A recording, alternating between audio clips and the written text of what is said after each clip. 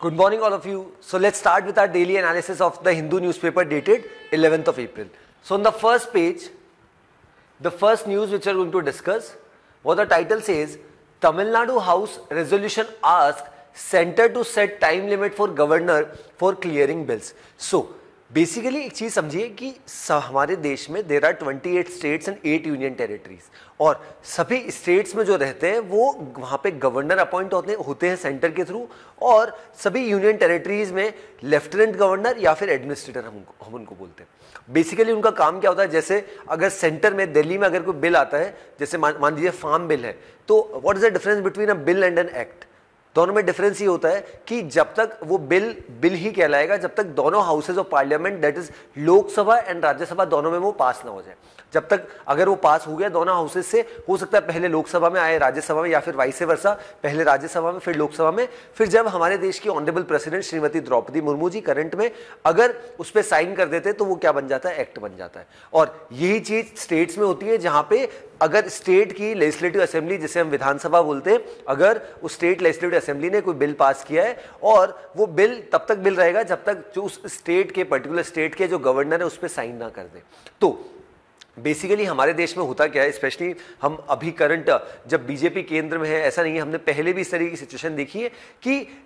जो वैसे स्टेट जहां पे नॉन बीजेपी रूल स्टेट्स हैं, कहने का मतलब कुछ ऐसे स्टेट जहां पे जो यूनियन में जो गवर्नमेंट है, दैट इज अभी करंट में बीजेपी एनडीए गवर्नमेंट है, तो वहां पे केंद्र में लीड कर रहे हैं, और कुछ स्टेट्स ऐसे हमारे देश में जहां पे बीजेपी गवर्नमेंट नहीं है। तो चूंकि यहां पर जो अपॉइंटमेंट होता है गवर्नर का वो सेंटर के द्वारा होता है थ्रू ऑनरेबल प्रेसिडेंट, तो इस वजह से यहां पर हमेशा से हम देखते हैं कि उस स्टेट की गवर्नमेंट के बीच में और उस स्टेट के जो कस्टोडियन है, गवर्नर है, उनके बीच में इश्यूज रहते हैं। तो ये इश्यूज हमने देखे तेलंगाना में, आंध्र प्रदेश में, राजस्थान में, बहुत सारे स्टेट, वेस्ट बंगाल में हमने देखा, और करंट में हमने बात करें तो तमिलनाडु सबसे ज्यादा यहां पर लाइमलाइट में, क्योंकि यहां पर क्या हुआ है कि तमिलनाडु के जो चीफ मिनिस्टर है एम.के. स्टालिन जी और तमिलनाडु के जो गवर्नर है आर.एन. रवि, उनके बीच में ये इशू चलता रहता है, और ये इशू काफी समय से चल रहा है, समय समय पे। और अभी यहां पर क्या हुआ है कि तमिलनाडु की असेंबली में एक रेजोल्यूशन लाया गया कि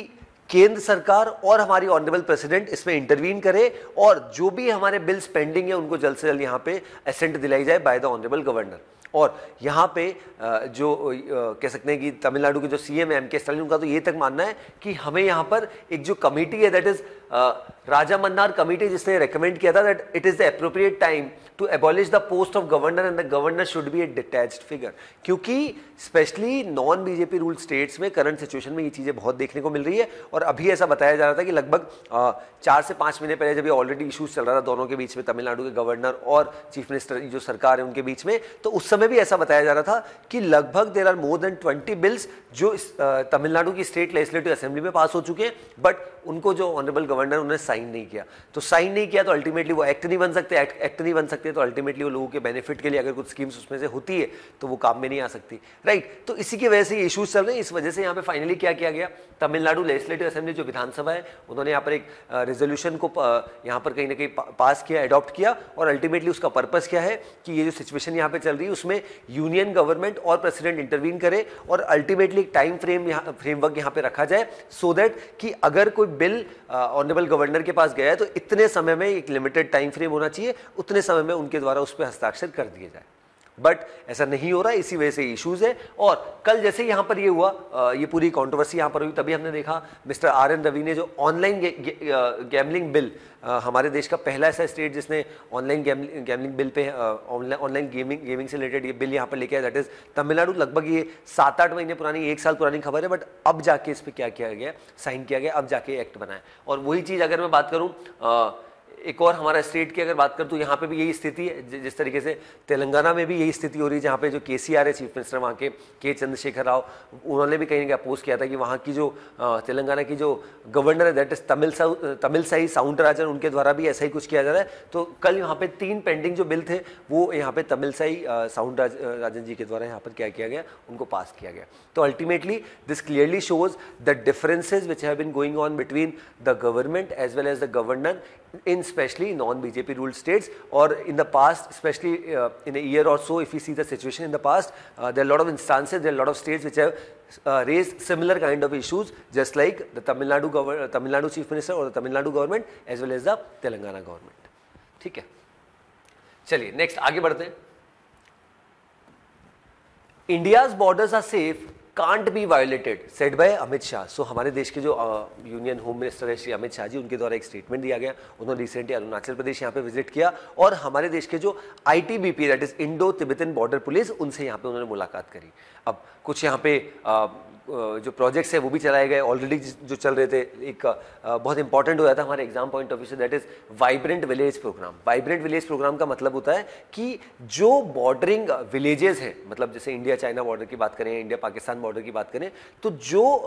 बॉर्डरिंग वहाँ पे विलेजेस हैं, गाँव हैं, उनका डेवलपमेंट किया जाए। बिकॉज वो लोग जो है वो उनको proper infrastructure, proper facilities, proper internet connectivity, ये सब देना बहुत जरूरी है। तो इसी वजह से यहाँ पे वाइब्रेंट विलेज प्रोग्राम यहाँ पे हमने देखा था। हमारा जो यूनियन बजट था पिछले साल का, उसमें हमारी honourable finance minister Shrimati Nirmala Sitharaman ji ने इसकी बात यहाँ पे करी थी। अब यहाँ पे अगर मैं इस न्यूज़ की बात करूँ, बेसिकली हुआ क्या कि चाइना के द्वारा समय समय पे जिस तरीके के इंस्टांसेस होते हैं या चाइना जिस तरीके से अपनी बात रखता है, अभी फिर से उसका एक और एग्जांपल हमें देखने को मिला जहां पे चाइना ने क्या किया, भारत के अरुणाचल प्रदेश की 11 ऐसी जगहों को खुद का नाम दे दिया। और क्या ये पहली बार हुआ? हमने इसके पहले भी 2017 में देखा, 2021 में देखा था, जब हमारे देश की ही 15 प्लेसेस जो अरुणाचल प्रदेश की, उसका रीनेमिंग किया गया था। और अभी 2023 में क्या किया गया, 11 ऐसी जगहों का अरुणाचल प्रदेश में रीनेमिंग किया है और चाइना बोलता है ये तो हमारी टेरिटरी या फिर ये डिस्प्यूटेड टेरिटरी है। अब हुआ क्या, इंडियन गवर्नमेंट ने ऑलरेडी इसके लिए रिटेलिएट किया। अपने जो मिनिस्ट्री ऑफ एक्सटर्नल अफेयर्स के जो स्पोक्स पर्सन है मिस्टर अरिंदम बागची, उन्होंने संज्ञान लिया, उन्होंने चाइनीज गवर्नमेंट के क्लेम्स को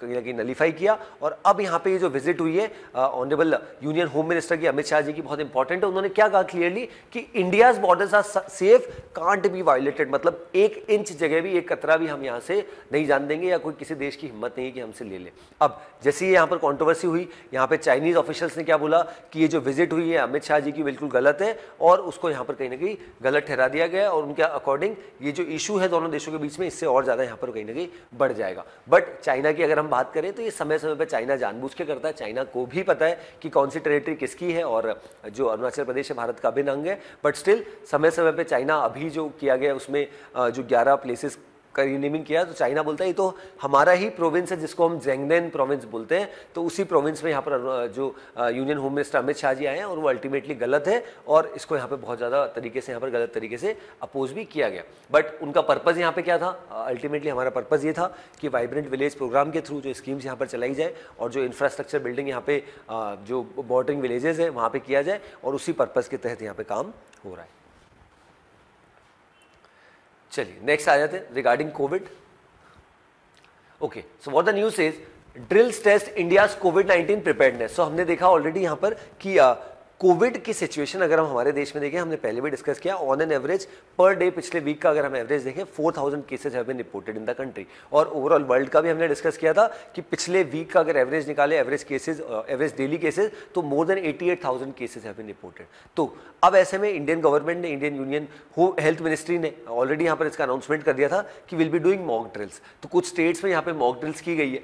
राजस्थान में, मध्य प्रदेश, बिहार, कर्नाटका, मुंबई और कुछ 4 स्टेट्स में और एक सिटी में, that is Mumbai in Maharashtra which is the capital city. तो वहाँ पे क्या किया गया, वहाँ पे अभी बेसिकली एक मॉक ड्रिल की गई। What is mock drill? Mock drill basically आपकी जो तैयारी होती है, आपका जो इंफ्रास्ट्रक्चर है, हेल्थ इंफ्रास्ट्रक्चर की यहाँ पे बात की जा रही है, उन सबका जायजा लिया जाता है कि क्या सिचुएशन है। अल्टीमेटली यहाँ पर बात कह सकते हैं आप, वैक्सीनेशन की बात होती है। अगर एकदम से कोविड के केसेस अगर बढ़ जाते हैं तो आपने क्या प्रिपेयर्डनेस है, कितने डॉक्टर्स है, किस तरीके की सिचुएशन है, कितने केसेस बढ़ रहे हैं, तो उन सबको रोकने के लिए या वैसे अगर सिचुएशन आती है तो 2 दिन का मॉक ड्रिल यहाँ पे चलाया गया, that is 10th and 11th of April। इसको लेड करते हुए यहाँ पे खुद जो हमारे union health and family welfare के मिनिस्टर है मनसुख एस मंडाविया जी, उन्होंने भी यहाँ पर दिल्ली के कुछ हॉस्पिटल्स यहाँ पे विजिट किए और वहाँ की सिचुएशन, वहाँ का जायजा लिया कि बेसिकली यहाँ पर सिचुएशन क्या चल रही है। But specially if you see the current situation, यहाँ पे government is quite serious with the way the cases are rising specially in certain states. So उसी वजह से यहाँ पे यूनियन हेल्थ मिनिस्ट्री ने ऑलरेडी यहाँ पर एडवाइजरी जारी कर दी सभी स्टेट्स और यूनियन टेरिटरीज को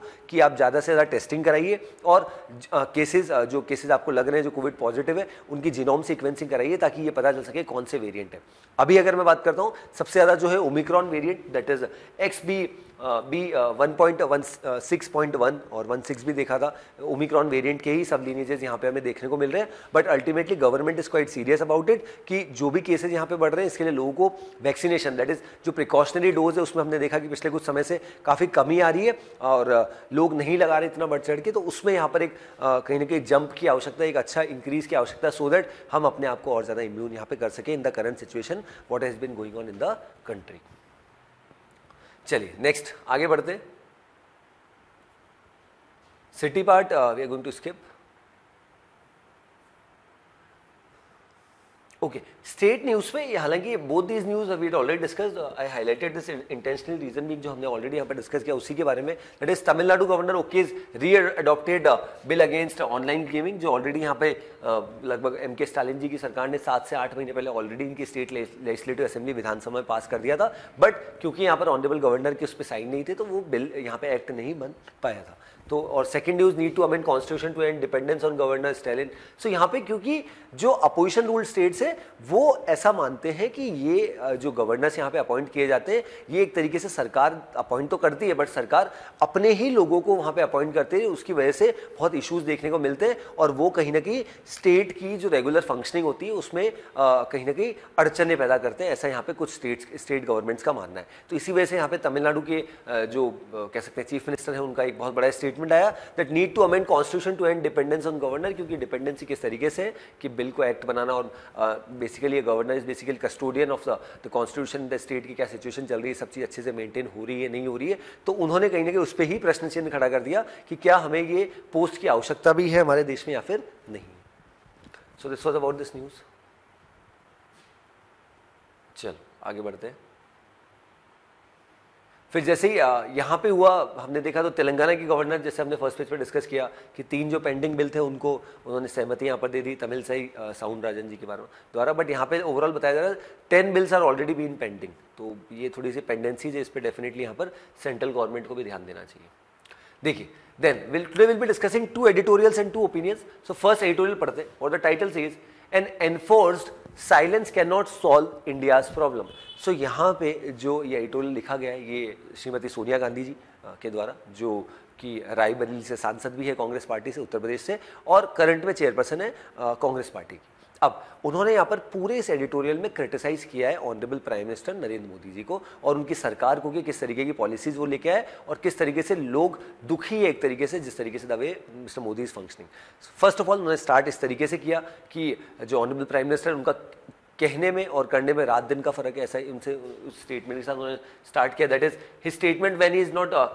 वेंटिंग anger on the opposition of blaming, किस तरीके से that prime minister Narendra Modi's action speak far louder than his words. That means उनका ऐसा मानना है श्रीमती सोनिया गांधी जी का कि जिस तरीके से ये मोदी जी यहाँ पर अनाउंसमेंट करते हैं हम ये करेंगे वो करेंगे, बट एक्चुअल में जब इम्प्लीमेंटेशन की बात आती है तो धरातल पर उसका कुछ यहाँ पे देखने को नहीं मिलता। अब यहाँ पे सबसे पहले यहाँ पर बात की गई कि अटैक ऑन इंस्टीट्यूशंस की अगर बात की जाए तो सीबीआई ईडी की यहाँ पर बात की जो ऑर्डर ने, इसी के साथ साथ जो हमारे देश की दूसरी संस्थाएं हैं उनका जिस तरीके से यहाँ पर गलत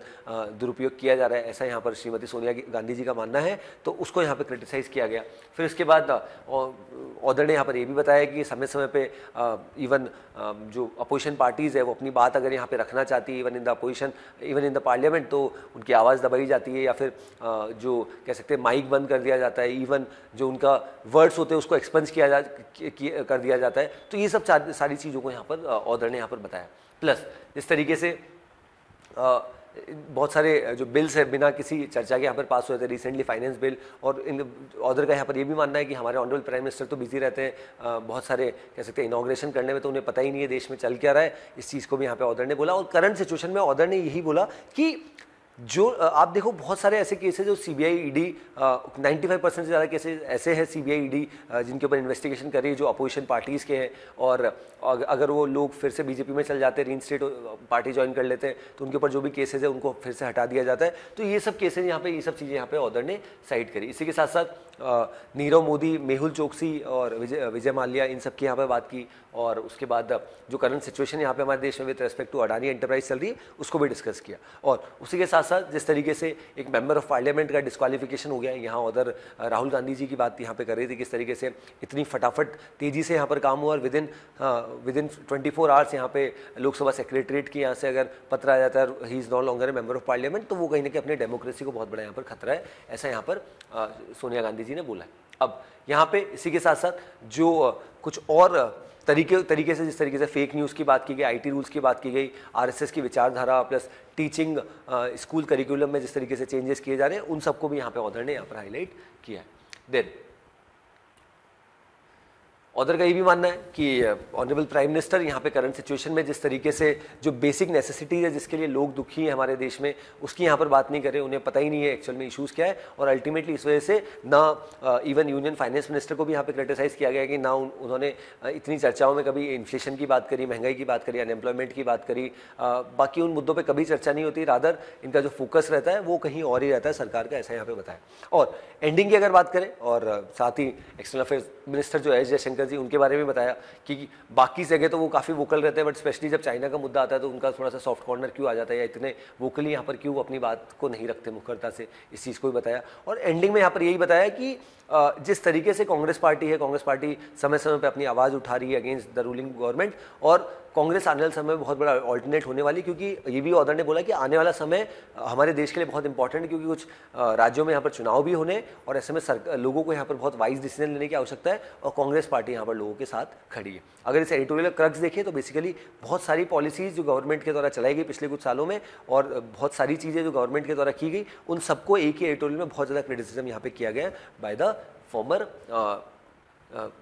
president of Congress party Shrimati Sonia Gandhi ji. Then second editorial भी पढ़ लेते हैं, Finland journey from neutral to NATO. So NATO की अगर बात करते हो, NATO stands for North Atlantic Treaty Organization, why this is there in the editorial page, reason being कि NATO has become the 31st member country in this grouping, sorry Finland has become the 31st member country in NATO grouping. अब हुआ क्या है, what is NATO? NATO is basically after the second world war 1945 में जब समाप्त हुई तो पूरे वर्ल्ड में दो ही धड़े थे, that is first is USSR Soviet Union Russia, and second is NATO North Atlantic Treaty Organization, जिसको यहाँ पर यूएस लेड कर रहा था। अब यूएस जिस तरीके से धीरे धीरे आगे बढ़ता रहा, अल्टीमेटली अगर हम देखें तो सोवियत यूनियन जो 15 मेंबर ग्रुप था वो तो 1991 में डिसइंटीग्रेट हो गया, बट एक्चुअल में नेटो का भी डिसइंटीग्रेशन होना था, बट ऐसा नहीं हुआ, रादर नेटो तो और बढ़ता जा रहा है, और वही सबसे बड़ा रीजन है जिस तरीके से रशिया यूक्रेन वॉर यहाँ पे चल रहा है। अब यहाँ पे ऑथर ने यहाँ पर क्या बात की है कि फिनलैंड ने रिसेंटली यहाँ पर ज्वाइन कर लिया नेटो। फिनलैंड ऑलरेडी एक बॉर्डरिंग कंट्री है रशिया से, और यूक्रेन भी एक बॉर्डरिंग कंट्री था, तो जिस तरीके से यहाँ पर ये अनाउंसमेंट हुआ और फिनलैंड ने अपनी खुद की जो डिफेंस कैपेबिलिटीज है उनको बढ़ाने के लिए कहीं ना कहीं स्टेप लिया है। बट यहाँ पे एक सबसे बड़ा कंसर्न, जैसे ही यहाँ पर ये अनाउंसमेंट हुआ तो उसका हमने देखा रशिया ने बहुत क्रिटिसाइज किया, और रशिया का ऐसा मानना है कि गलत स्टेप है, और जिस तरीके से ये नंबर ऑफ मेंबर कंट्रीज यहाँ पे बढ़ते जा रहे हैं नॉर्थ अटलांटिक ट्रीटी ऑर्गेनाइजेशन, वो अपने आप में गलत है। ये यहाँ पर रशियन अथॉरिटीज़ ने यहाँ पर कहीं ना कहीं अपनी बात रखी थी। अब कुछ अगर हम इतिहास की बात करें तो उसको भी हाईलाइट किया गया कि यहाँ पर ऐसा नहीं कि फिनलैंड पहला देश है, इसके पहले भी कुछ देश हमने देखे, उन्होंने जिस तरीके से यहाँ पे इस ग्रुपिंग को यहाँ पर ज्वाइन किया, जो बॉर्डरिंग नेशन से किसके, रशिया के, दैट इज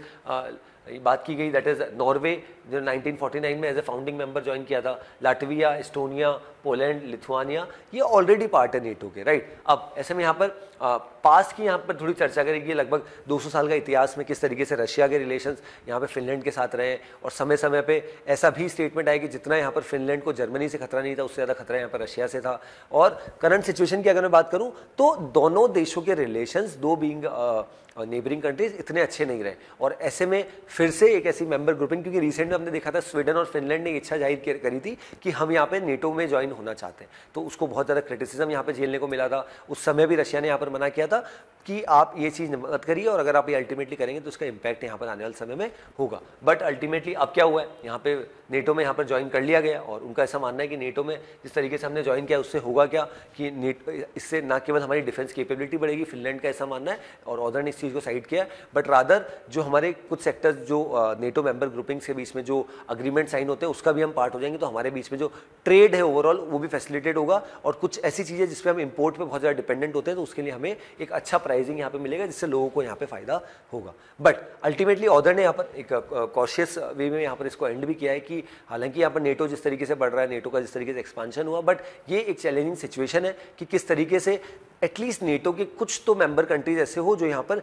न्यूट्रल पाथ अपनाए और सोल्यूशन पे आए, बिकॉज सभी नेटो ग्रुपिंग अगर रशिया के खिलाफ, अगर करंट सिचुएशन में चाइना के खिलाफ हो गए तो वो सिचुएशन खराब वाली है। Rather there should be certain countries जिनका एक स्टांस अलग रहे और वो ये जो इश्यूज यहाँ पे चल रहे हैं ग्लोबली इनको रिजॉल्व करने के लिए यहाँ पे बहुत इंपॉर्टेंट रोल प्ले कर सकते हैं। ऐसा यहाँ पे कुछ गवर्नमेंट्स के द्वारा किया जाना चाहिए, ऐसा यहाँ पे ऑथर का मानना है।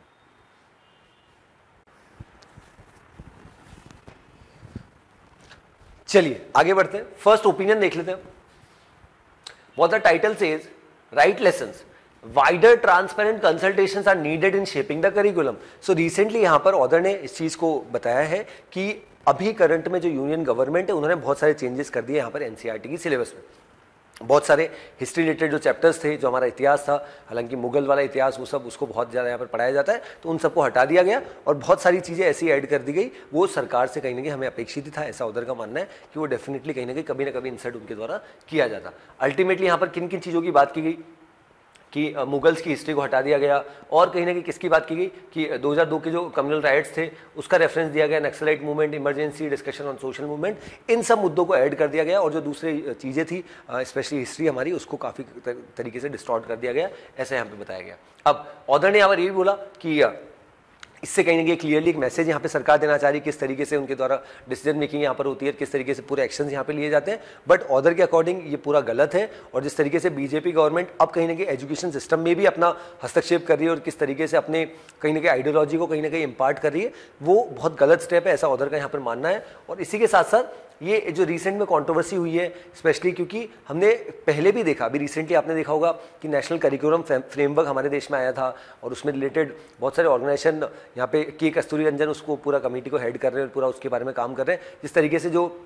न्यू एजुकेशन पॉलिसी आई थी 2020 उसमें भी हमने देखा था कि कस्तूरी रंजन जी ही उसको पूरा लीड कर रहे थे। तो क्या न्यू एजुकेशन पॉलिसी हमारे देश में पहली बार आई है? नहीं, ऐसा नहीं है, थर्ड टाइम थी 2020 में, इसके पहले 1968 में, देन 1986 में और फिर 2020 में हमने देखा था। अब यहाँ पे बेसिकली हुआ क्या, ऑथर ने क्लियरली मतलब कड़े शब्दों में यहाँ पर निंदा की है कि किस तरीके से यहाँ पे जो कह सकते हैं करंट गवर्नमेंट ने ये चेंज किया इन द करिकुलम और अल्टीमेटली उसका इम्पैक्ट यहाँ पे लॉन्ग टर्म डेफिनेटली देखने को मिलेगा। और ऑथर ने इस चीज़ को क्रिटिसाइज भी किया कि अल्टीमेटली गलत है और क्या बोला एंडिंग में, they should learn history with the aim of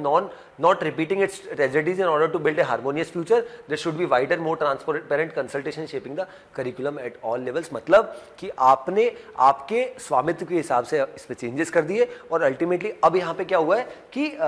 और ज्यादा लोगों से कंसल्टेशन यहाँ पे लिया जाना चाहिए, फिर अल्टीमेटली डिसाइड किया जाना चाहिए कि होगा क्या। बट रादर बीजेपी गवर्नमेंट ने ऐसा नहीं किया, उनके अकॉर्डिंग ही उन्होंने यहाँ पे चेंजेस कर दिए। Then burning bright, India must balance conservation efforts with the right of forest dwellers. तो यहाँ पे ऑथर ने बात की है कि जिस तरीके से रिसेंट में अगर हम देखें तो टाइगर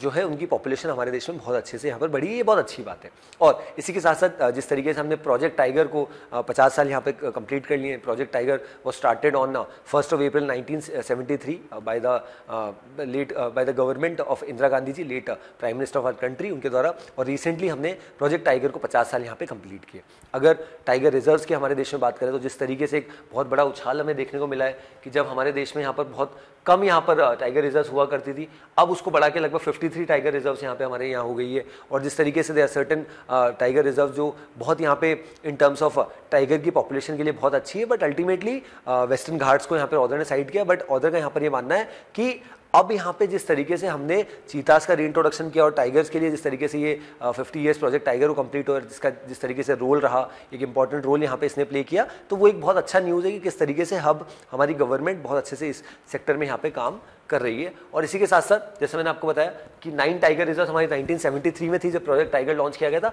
आज हमारे देश में 53 टाइगर रिजर्व है और काफ़ी सारी स्टेट्स है हमारे देश में ऐसे जहाँ पे टाइगर्स की अच्छी खासी पॉपुलेशन यहाँ पर है। तो उसको और बढ़ाने के लिए और एनवायरमेंट को फिजिबल बनाने के लिए यहाँ पर सरकार, यूनियन मिनिस्ट्री जो है हमारी एनवायरमेंट की, वो यहाँ पर काम कर रही है। और अल्टीमेटली यहाँ पे ऑथर ने कंक्लूडिंग रिमार्क में जिस तरीके से चीतास का भी रीइंट्रोडक्शन यहाँ पे मध्य प्रदेश के कुनो नेशनल पार्क में हुआ है, उसको भी यहाँ पे हाईलाइट किया है। और अल्टीमेटली जो हमने कल के हमारे न्यूज़पेपर एनालिसिस में डिस्कस भी किया था कि India is eyeing for this IBCA, that is international big cat alliance, जिसमें जो 7 कैट्स है, big cat, jaguar, puma, leopard, snow leopard, lion tiger, इन सबको इसमें चीताज उनको रखा जाएगा और इसके लिए इंडिया इनिशिएशन कर रहा है। तो ultimately in times to come will get a clarity कितने मेंबर कंट्रीज में आते हैं, बट हमने $100 मिलियन का ऑलरेडी इसमें कॉर्पस यहाँ पे दे दिया।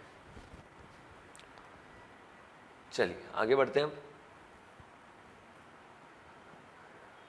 इसको आप पढ़ सकते हैं। On Finland journey to join NATO, हमने ऑलरेडी सेकंड एक्सप्लेन में इसके बारे में पूरा डिस्कस कर लिया, और उससे एडिशनल आप पढ़ना चाहते हो तो you can read this out.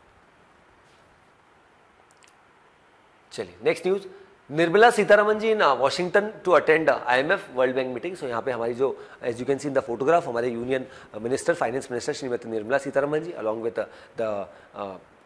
Indian ambassador to US that is Taranjit Singh Sandhu, वो यहाँ पे विजिट के लिए गए। अल्टीमेटली होगा क्या कि IMF की मीटिंग यहाँ पर होनी है, वर्ल्ड बैंक की मीटिंग यहाँ पे होनी है, उस मीटिंग के लिए बेसिकली निर्मला सीतारमन जी गए। और ये मीटिंग इसलिए भी इंपॉर्टेंट है क्योंकि आने वाले समय में भारत में जो G20 की सेकेंड फाइनेंस मिनिस्टर की और जो गवर्नर्स है सभी बैंक्स के, दैट इज हमारे देश में जिस तरीके से RBI है, US में फेडरल रिजर्व है, वैसे उन बैंक्स के जो गवर्नर्स है उनकी यहाँ पर मीटिंग होनी है। तो इस वजह से भी यहाँ पर ये विजिट बहुत इंपॉर्टेंट है। और अब यहाँ पे G20 की जिस तरीके से भारत यहाँ पे प्रेसिडेंट है साल भर का, अलग अलग मीटिंग्स यहाँ पर होनी है, तो ultimately India is eyeing for the post कि कुछ बड़े डिसीजंस यहाँ पे अल्टीमेटली लिए जाए in the G20 ministers meeting which is being held in upcoming days. Then discuss shooting down of Chinese spy balloon with India says American general. So यहाँ पे बात की गई कि रिसेंटली हमने देखा था लगभग 2 महीने पहले एक चाइनीज स्पाई बलून था, जो चाइना बोल रहा था कि ये कोई स्पाई बलून नहीं, ये बेसिकली हमारी टेरिटरी में था और कुछ गलती से वेस्टर्न विंड्स यहाँ पर चली और अल्टीमेटली वो montana which is in US वहाँ पे चले गया। अब ये बहुत कॉन्ट्रोवर्शियल था, बाद में US ने क्या किया, कुछ स्ट्राइक्स के थ्रू यहाँ पे अल्टीमेटली उसको गिरा दिया। बहुत चाइना ने फिर बहुत ज़्यादा क्रिटिसाइज यहाँ पे किया US अथॉरिटीज़ को कि ये जो आपके द्वारा किया गया अल्टीमेटली गलत है। अब यहाँ पे US के जो अमेरिकन जनरल है उनके द्वारा एक स्टेटमेंट दिया गया कि जब हमने इसको शॉट डाउन किया तो हमने कुछ देशों से इसकी बातचीत करी कि इसके क्या इंपैक्ट हो सकते हैं, रिपरकशन हो सकते हैं, और उसमें भारत भी एक देश था। अगर आज की करंट सिचुएशन में अगर हम देखें इंडिया और US के जिस तरीके से रिलेशंस और एनहांस हो रहे हैं, इवन हमने रिसेंटली एक मिलिट्री एक्सरसाइज भी यहाँ पर करी जिसमें जापान भी यहाँ पर आया था और इंडिया और US के बीच में हुई है, तो अल्टीमेटली दोनों देशों के रिलेशंस बहुत अच्छे यहाँ पे बेटर होते जा रहे हैं। और अल्टीमेटली हम ऑलरेडी यहाँ पे क्वाड की बात करें, ITUT की बात, U2 की बात करें, ऑलरेडी इन ग्रुपिंग्स में ऑलरेडी मेंबर कंट्रीज हैं इंडिया और US, और कलेक्टिवली हम हमारे लिए भी करंट सिचुएशन में और US के लिए भी चाइना अपने आप में बहुत बड़ा खतरा है। तो इस वजह से हमें कलेक्टिवली यहाँ पर काम करने की आवश्यकता है, ऐसा यहाँ पे इसमें बताया भी गया है। एयर एक्सरसाइज की यहाँ पे बात की गई। चलिए नेक्स्ट पे आते हैं। AAP is national party now, Trinamool, CPI and NCP lose status. So हमारे देश में अगर देखें तो अभी तक there were 8 national parties in 57 state political parties. इनको ये दर्जा कौन देता है? ये दर्जा यहाँ पे इलेक्शन कमीशन के द्वारा दिया जाता है। और अल्टीमेटली क्या एलिजिबिलिटी रहती है? बहुत सारी एलिजिबिलिटी रहती है, किस तरीके से आपका जो कितनी स्टेट्स में सरकार है, लोकसभा पोल्स में आपके कितना परसेंटेज ऑफ वोट बैंक रहा, और कुछ अगर स्टेट में आपने चुनाव लड़ा तो इतना परसेंटेज वोट बैंक, वो सब कलेक्टिवली जब होता है। और यही चीज़ हमने देखा था गुजरात चुनाव में, आम आदमी पार्टी की जो कुछ सीट्स मिली थी, अल्टीमेटली उसका इंपैक्ट यहाँ पर ये हुआ है कि Aam Aadmi Party is now a national party. और जब ये पूरा यहाँ पर हुआ उसमें there are 3 national parties along with this that is TMC जो तृणमूल कांग्रेस है, जो वेस्ट बंगाल की चीफ मिनिस्टर ममता बनर्जी की ये पार्टी है, CPI ये जो लेफ्टिस्ट पार्टी है, और तीसरा है NCP nationalist Congress party, that is जो शरद पवार जी की पार्टी है, महाराष्ट्र की पार्टी। उनका यहाँ पर जो नेशनल स्टेटस है उसको यहाँ पर रिनाउंस कर दिया गया, उसको हटा दिया गया, और आम आदमी पार्टी अब एक नेशनल पार्टी बन चुकी है। तो जैसे मैंने बताया पहले 8 नेशनल पार्टीज थी, उसमें से 3 नेशनल पार्टीज को हटा दिया गया तो 5, और अभी एक नया एडिशन हुआ दैट इज 6, दैट इज आम आदमी पार्टी। तो हमारे सिंगल लाइनर क्वेश्चन आए तो हमें पता होना चाहिए कि there are 6 national parties currently are there in India, and Aam Aadmi party का न्यूली इंडक्शन यहाँ पे हुआ है। और एक क्वेश्चन ये भी बन सकता है कि which of the following national party जिसका नाम यहाँ पे, जिसको यहाँ पे कंटिन्यू रखा गया है। तो 3 ऑप्शन ये हो सकते हैं और चौथा ऑप्शन कोई दूसरा यहाँ पे हो सकता है, दैट इज NPP ऑप्शन हो सकता है, that is BJP, Congress, NPP, communist party of India, Marxist, Bahujan Samaj party and Aam Aadmi party. These 6 are the currently national parties in the country. चलिए next, Modi government hunting for new spyware with a lower profile than that of Pegasus, said by Congress. So though this is political news, political statement, but I have highlighted this intentionally. Reason being कि Pegasus as a spyware हमें पता होना चाहिए कि बहुत ज़्यादा controversy से related हुई थी, कुछ committees भी यहाँ पर बनाई गई थी सुप्रीम कोर्ट के द्वारा। Ultimately there are certain politicians, opposition leaders, उनका ऐसा मानना था कि हमारे phones में, हमारे devices में ये जो Pegasus spyware है, which has been built by the Israeli company NSO Group, वो Indian government ने यहाँ पर purchase किया, और वो उसका purpose एक्चुअल में नेशनल सिक्योरिटी के पर्पज से अगर लिया होता तो वो अच्छी बात थी, बट सरकार ने यहाँ पर क्या किया, हमको टारगेट करने के लिए जानबूझ के हमारे फोन्स में, हमारे डिवाइसेस में पेगासस स्पाईवेयर यहाँ पे लगाया। अब कांग्रेस पार्टी का मानना है कि पेगासस जैसा ही कुछ छोटा सॉफ्टवेयर स्पाईवेयर यहाँ पे जो बीजेपी गवर्नमेंट है हॉन्ट कर रही, ताकि लोगों के डिवाइसेस में, यहाँ पे अपोजिशन के जो नेता है उनके डिवाइसेस में इसको लगाया जा सके।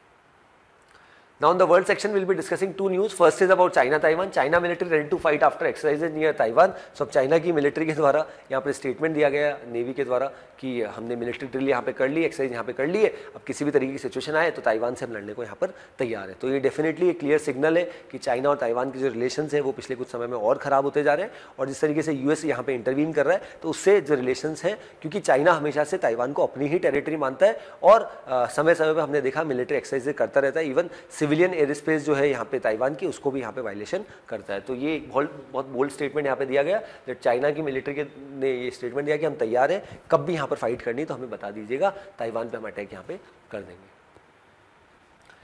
Then as the Ukraine war grinds on, Russia India seek ways to keep defense trade afloat। अब यहाँ पे जिस तरीके से यहाँ पे रशिया यूक्रेन का यहाँ पर वॉर चल रहा है तो अल्टीमेटली यूएस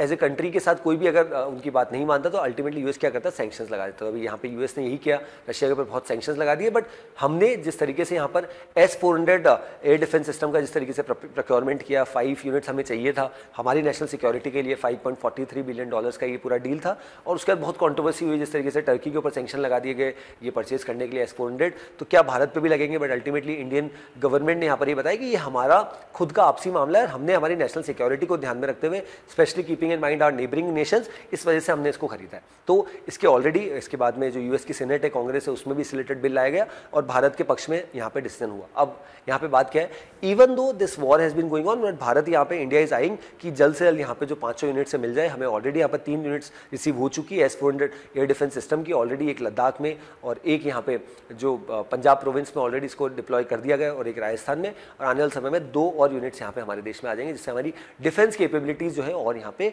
एनहांस हो जाएगी। तो उसी को यहाँ पे बताया गया that as the Ukraine war grinds on, Russia India seeks ways to keep defence trade afloat. फिर भी इसको यहाँ पे कंटिन्यू रखा जा रहा है because national security is of prime concern for India. So here and I conclude with today's session. I hope the session was insightful. That's all from my side. Thanks for